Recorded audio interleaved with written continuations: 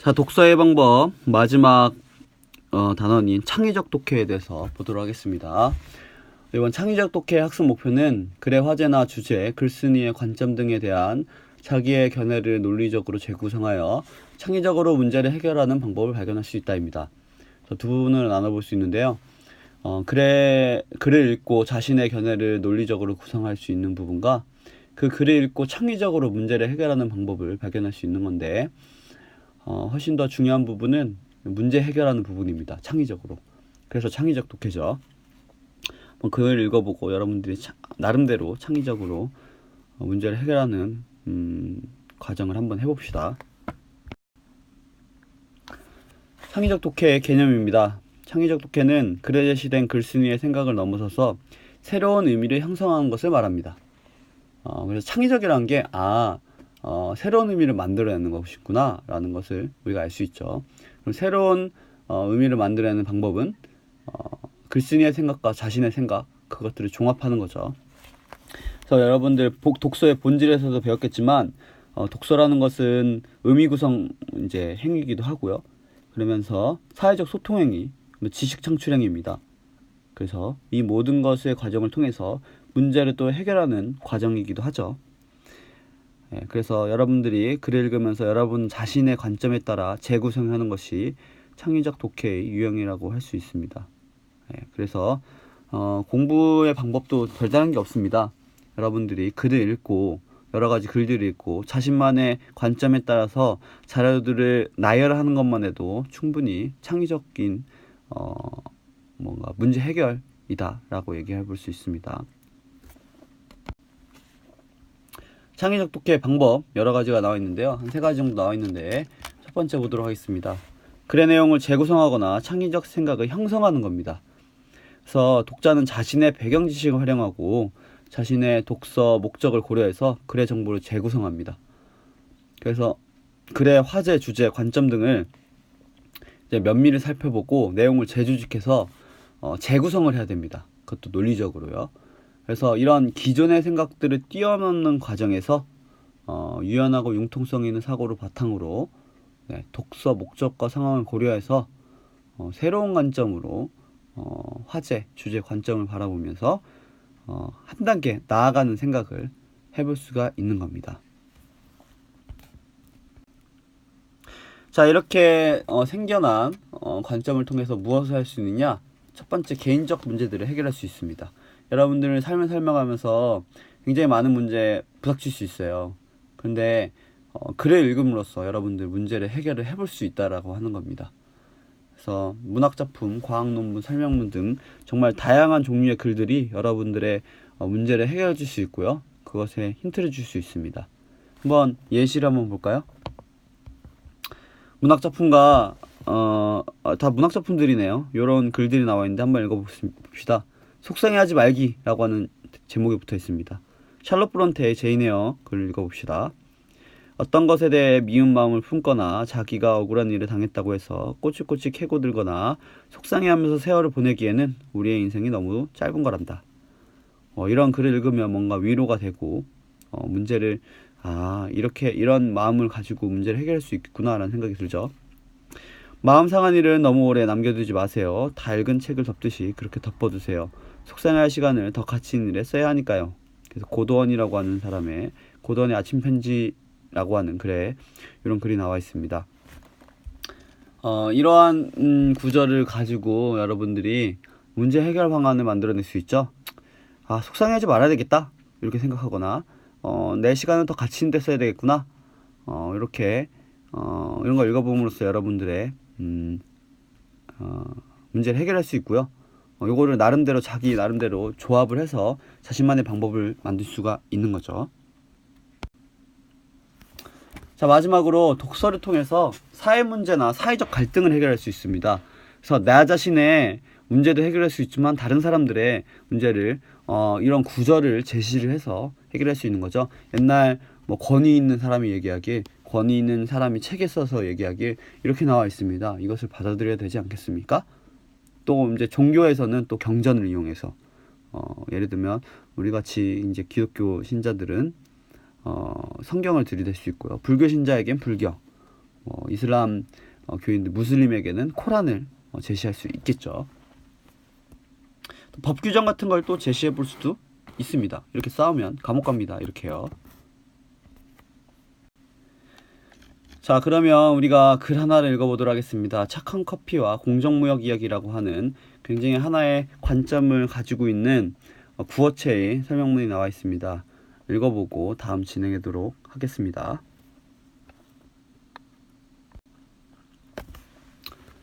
자, 이 내용이 조금 깁니다. 막 그렇게 많이 긴 건 아니지만 여러 부분을 보면서 내용 살펴보도록 하겠습니다. 218페이지 5번째에서 9번째 줄입니다. 착한 커피란 소비자들이 유통업자를 거치지 않고 직접 생산자들과 연결하여 커피 원두를 적정 가격으로 사는 거야. 그렇게 하면 유통 중간 이윤을 없애는 대신 가난한 나라의 유기농 커피 생산자들이 좀 더 잘 살 수 있도록 도울 수 있지. 그래서 구어체를 통해서 굉장히 친밀한 어투를 쓰고 있고요. 공정무역의 과정을 사례로 지금 소개를 하고 있습니다. 실제로 지금 현대사회에서 문제가 되는 요소들이 많은데 그중에 유통에 대한 문제가 굉장히 많이 있어요. 그래서 그러한 문제들을 지적해 보는 것으로 볼 수 있습니다. 맨 마지막 줄 218페이지 맨 마지막 줄 그에서부터 그 다음 페이지 첫 번째 문단입니다. 219페이지죠. 그래서 제3세계의 가난하고 소외된 사람들이 경제적으로 자립할 수 있게 지원함으로써 삶의 희망을 주려는 거야. 여기까지죠. 네. 그래서 공정무역의 목적에 대해서 얘기하고 있습니다. 바로 다음 이어집니다. 영국 런던 정경대학의 데이비스 랜섬 교수가 말하듯 기존의 무역은 사람이 없는 무역이지만 공정무역은 그들의 힘겨운 이야기를 직접 들어보는 것이라 할 수 있지.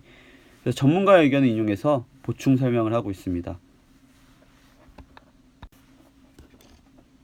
자, 이거 잘못 나와 있는데요. 219페이지 9번째부터 11번째 줄입니다. 선진국에서 후진국에 원조를 하거나 수출품을 사준다고 하지만 실제로 농민과 같은 직접 생산자들에게는 별 혜택이 돌아가지 않아. 그래서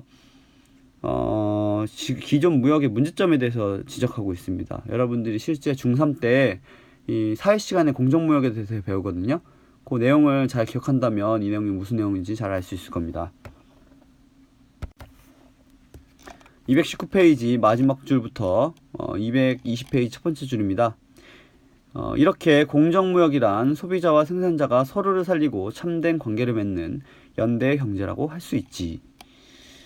자, 그래서 굉장히 파트너십이 생산자와 소비자를 서로 살린다. 나아가 사람들의 삶을까지 바꿔놓을 수 있다. 라고 하는 얘기를 하고 있습니다. 자, 220페이지 7번째에서 8번째 줄입니다. 그런데 이상한 점은 후진국 사람들이 게으르거나 나쁜 사람들이어서 평생 빈곤에 시달리는 것이 아니라는 거야. 개인적인 문제가 아니라 사회적 구조에 문제가 있다라고 하는 것을 지적하고 있습니다. 221페이지 첫 번째는 아니고요. 첫 번째, 두 번째 줄이네요. 그 결과 오늘날 선진국은 1인당 GDP가 3에서 4만 달러이고 한국은 2만 달러 수준이지만 제3세계 나라들은 아직도 100에서 200달러 수준이 많아. 그러니까 이제 역사적으로 봤을 때도 선진국의 식민지였거나 무역에서 종속적인 위치에 처해 있는 제3세계 국가들은 굉장히 열악하게 살고 있다는 것을 구체적인 통계 수치를 통해서 이야기해주고 있습니다. 자, 다음 페이지 222페이지 9번째 줄입니다. 우리나라에서는 공정무역이 아직 생소한 개념이야. 그래서 공정무역에 대해서 잘 모르기 때문에 지금 소개하고 있다는 것을 또 알려주고 있죠. 자, 마지막 구절입니다. 223페이지 18번째에서 20번째 줄입니다. 공정무역을 하면서도 그것만으로 해결되지 않는 다른 부분에도 관심을 두어야 해. 그래서 공정무역이 굉장히 좋은 것이다 라고 하는 우호적이고 낙관적인 관점을 갖고 있으면서 또 다른 부분에 대해서도 이제 문제점에 대해서 관심을 가지고 해결을 해야 된다 라고 하는 얘기를 하고 있습니다. 자, 그러면 이제 학습 활동을 해볼 건데요. 첫 번째 문제는 이제 내용 정리입니다. 그래서 사실적 독해에 해당한다고 볼 수 있고요. 진짜 중요한 건 2번, 3번, 4번인데 대부분 이제 뭐 여러분들의 생각을 적는 겁니다. 그래서 선생님이 체크만 해둘 거고요. 중간고사가 끝난 다음에 따로 날짜를 고지해 드리겠습니다. 그러면 요거는 꼭 반드시 여러분들이 작성해서 제출을 해주시길 부탁드립니다. 네, 수행평가에 반영을 할 거고요. 자, 그러면 문제를 보도록 할까요? 자, 소제목별로 글의 내용을 한번 요약해 봅시다. 일단 먼저 잘 요약을 해야 되겠죠. 공정무역을 하면 도대체 나한테 뭐가 좋을까? 라는 문제는, 자, 공정무역을 하면 공정무역은 정의롭고 소비자도 건강하며 생산자와 소비자가 연대할 수 있는 효과가 있다 라고 하는 것이 이제 좋은 점이라고 할 수 있습니다. 자, 세 번째는 착한 커피야 뭐야는 넘어가는데 그냥 읽어보시면 아시겠죠? 공정무역은 언제 시작하였으며 현재 실태는 어떨까? 라는 부분은 시작은 1950년대에 시작하였고요. 그 다음에 비중이 점점 증가하고 있습니다. 그래서 우리나라에서도는 2000년대에 나타나고 있습니다. 요약해서 적은 겁니다. 자, 그러면 새로운 문제는 한 개는 없을까라는 부분에서 문제점이 없는 것은 아니나 굉장히 가치 있으며 공정무역은 생산자와 소비자가 인간적인 유대를 갖는 것 역시 중요하다라는 얘기를 하고 있습니다. 뭔가 문장이 좀 안 맞는 것 같은데 적절히 잘 보시기 바랍니다. 자, 이 글을 읽기 전과 후를 비교해서 이 글에서 다루고 있는 화제에 관해서 여러분들의 생각을 정리해 봅시다. 그러면 커피와 무역에 대해서 어떤 생각을 갖고 있는지 여러분의 생각을 쓰면 되겠죠? 그리고 글의 내용을 항목에 따라 정리해 봅시다. 이거는 정리해 볼 수 있습니다. 자, 화제는 공정 무역입니다. 그쵸? 자, 주제는 뭐냐면 처음에 써서 이제 개관을 보여줬으니까 알겠지만 공정무역은 띄어쓰기를 제대로 해야 되겠죠? 국어 선생님이니까 무역은 경제적으로 약자에 있는 생산자들을 도울 수 있는, 뭔가 이상한데?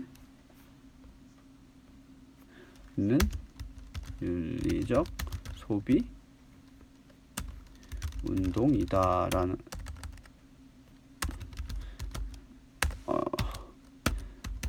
블루투스 키보드가 이게 좀 안 좋네요. 요게 이제 주제고요. 관점은 어떤 관점을 갖고 있느냐? 공정무역은 건강한 경제, 정의의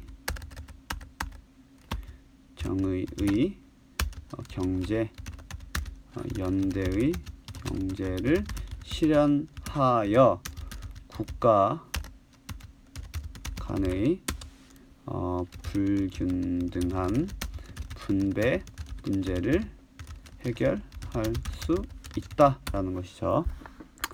우리나라 국가 안에서의 분배 문제도 중요하지만 이러한 세계적인 분배 문제도 굉장히 중요한 거죠. 자, 이 두 번째 내용을 바탕으로 여러분들의 생각은 어떻게 바뀌었나 한 문단으로 적어보시기 바랍니다.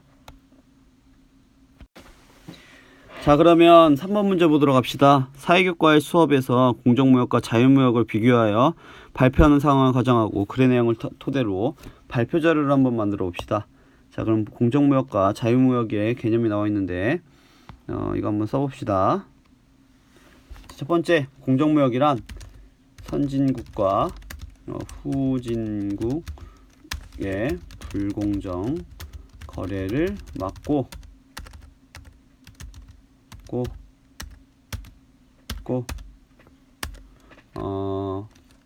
제3세계의 물건을 제 값을 주고 사는 거래를 얘기합니다.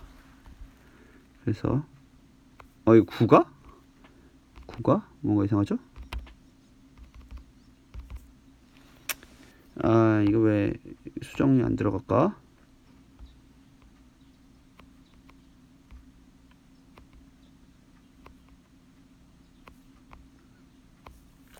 그냥 넘어갑시다. 그냥 여러분들 알아서 잘 하세요. 자, 자유무역은 그에 비해 개념이 어떻게 다르냐? 유통업자가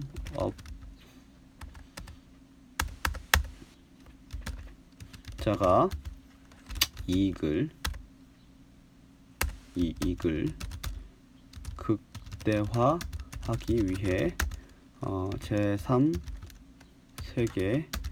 생산자의 노동을 착취하고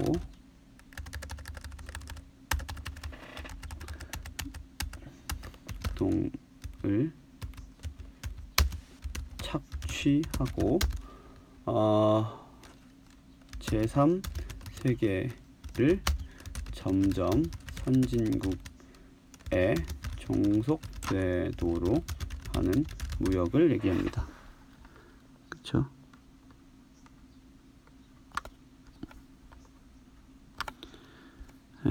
뭐 이해는 여러분들 잘 할 겁니다. 사례를 봅시다. 자, 공정무역은 생산자와 소비자가 직거래하는 걸 얘기하죠. 저기 그 자유무역은 딱 봐도 아동의 노동으로 만들어진 축구공 사는 거 나와 있었죠. 특징, 윤리적 소비운동 연대 경쟁하는 것이 공정무역이라면 자유무역은 유통업자가